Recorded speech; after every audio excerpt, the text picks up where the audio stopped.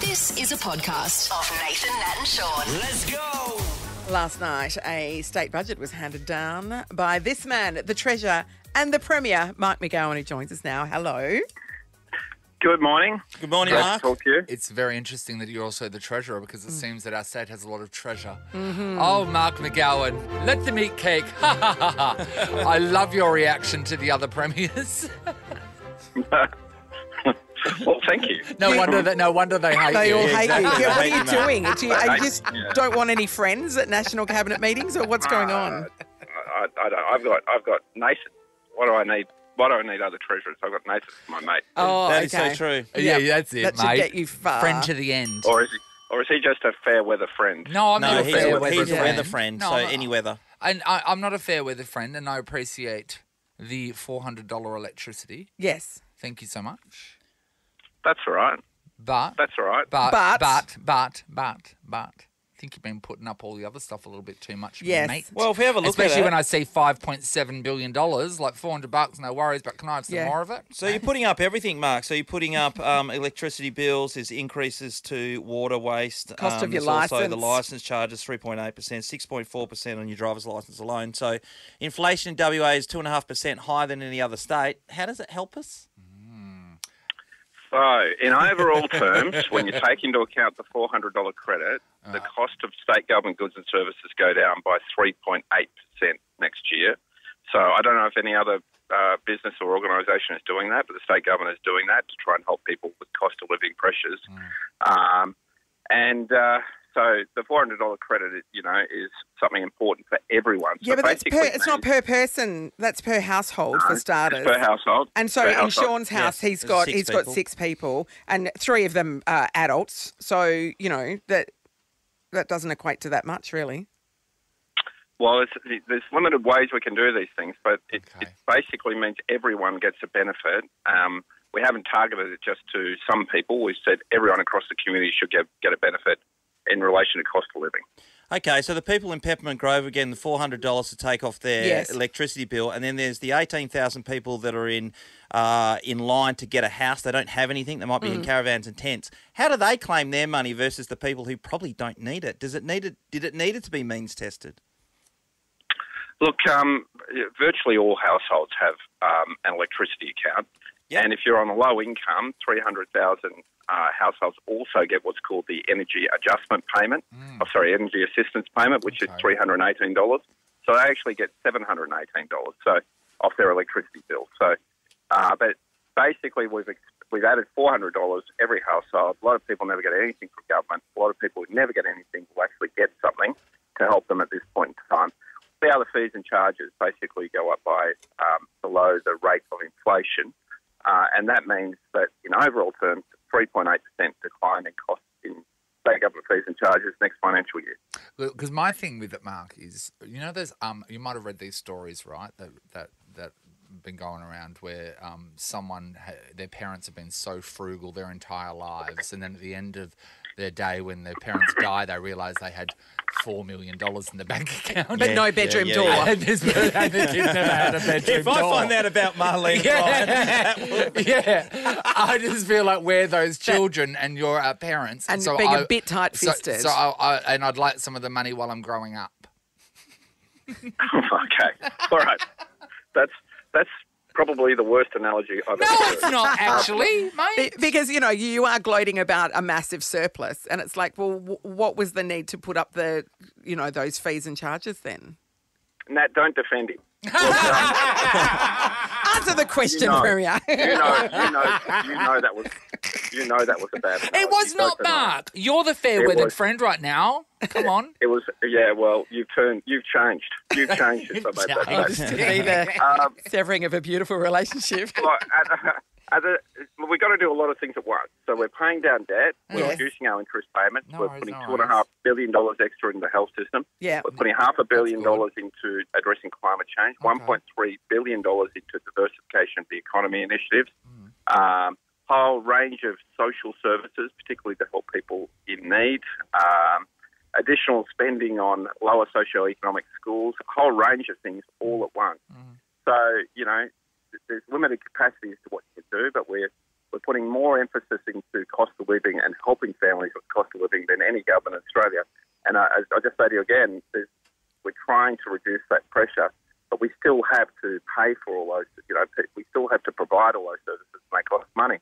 If you do it by borrowing money against the future, all we're doing is adding the debt pressure that has to be paid off next year or the year after or in 5 years from now.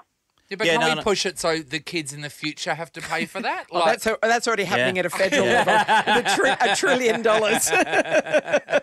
Can we just make it the next generation's debt? Anyway, Shaun, go.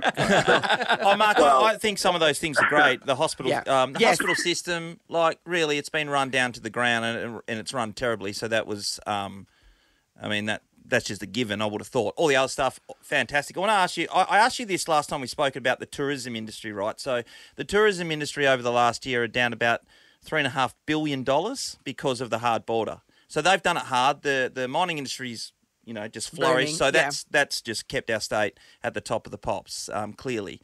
Is there a chance, or why wasn't there a chance for you to go, all the touristing operators who have copped it in the neck, here's an extra bit of money? We did do that, and we have schemes that allow for. Well, it's $19 million apparently, because that's on the website. $19 million, and they lost $3,400 million. No, since December into business support packages, we put around $400 million. Look, and on top of that, the budget actually has a huge increase in tourism marketing and things like that. The thing about, just a couple of points on what you said. Yep. The thing about tourism is a lot of tourism over the course of the last 2 years did extraordinarily well, and our retail spend, which includes tourism, hospitality, shops and the like, went up by 22% over the course of the last 2 years, basically because West Australian State and West Australia spent their money here. Well, why did we lose more money? Why did we lose more money? You're painting a picture as they're making money, but they actually lost money in the sector. There are some businesses that lost money, particularly your high-rise tourism and your bespoke tourism experiences that rely upon international tourists. Every other tourism business generally was very successful. I don't know if you tried to book anywhere around the state. No, I don't think that's a measurement. I don't think that's a measurement. Yeah, but I do get what he's saying. We were down at the Mark. We were down at the Segway tours down at Elizabeth Quay, and they were crippled by it because they rely on international tourists. But I do understand that, say, the hotel sectors down south and stuff like that. You couldn't get a room anywhere between here and Esperance. All those experiences down south. What I'm saying is the total pie becomes less. Number one, because you try to go to a restaurant and they can't have the amount of people that because of the restrictions. And I'm not saying that's a bad thing. That's just the state of affairs. But if the pie becomes smaller in that sector, then what I'm saying is we've got all this money. Why don't we help out those people? Because the iron ore industry is the thing that's killed the pig because we kept the borders shut. Spreading the wealth around. We do have a massive marketing campaign. We do have direct flights starting to Rome and London. We have all sorts of things underway as part of the budget to help and diversify the economy, in particular to help tourism and international education. In relation to the hospital system, we actually have the best funded hospital system in Australia, and according to the Productivity Commission, which is the Commonwealth Government, we have the best performing emergency departments in Australia. But what the ambulance ramping is out of control. What are we reading? I've had personal relationships with people going to the hospital in recent times, and they've been horrendous, mate. Absolutely horrendous, Mark. It is a very difficult period because we have thousands of staff, nurses and doctors that are not at work because they are COVID positive. We also have all the rules around people having to change their PPE. We have the admission procedures, which are very difficult. All of those things are very difficult to manage, but we actually we fund our hospitals 13% above the national average. We've employed another 500 doctors, 1,500 nurses over the course of the last 2 years. We put $5.7 billion in since October, additional, and we bring on 530 beds. But the demand on the system and all these people who are not at work is creating this issue that we currently face. But we're doing our best to deal with it by recruitment campaigns, and hopefully once we get through this COVID period, we'll have people back at work and a lot of it will resolve itself. Right. Yeah, fingers crossed. Well, thank you for the $400. Just quickly before we let you go, masks, are they coming back because people are freaking out? I mean, I don't know why because I wear a mask out still, but... Well, I don't want to, but I don't want to make it compulsory at this point in time, but I'd certainly encourage people, wear a mask if you want to, if you feel unsafe. Yep. just wear it. Yeah. Just wear If it. you There's wanna. nothing Is wrong there a with that. critical point, numbers-wise, if the hospitalisations get, we've Higher. seen Well, it's not massive spikes? hospitalisation, it's just a number on ventilators. No, but she's saying if Yeah, if hospitalisations go yes. up, Wow. then Our there's still hospitalisation people has taking been up beds. It's been stable. Yes, that's what Our I'm saying. ICU has been relatively low. We do have a lot of people coming to our emergency departments with COVID symptoms and all that sort of stuff, like, enormous numbers, but Yeah. we're dealing with that as best we can. Yeah. But we don't set an exact number when you will get, where you will reintroduce masks. We just monitor it and see what Yeah. happens, and if we have to, we will. All Okay. right. Well, we appreciate your time. We know you're on your way Thank to you a so breakfast much. this morning. Yes. Thanks, Thank you very Premier. much, Premier. From an ivory guys. helicopter, I hear. Gold-plated. Gold-plated.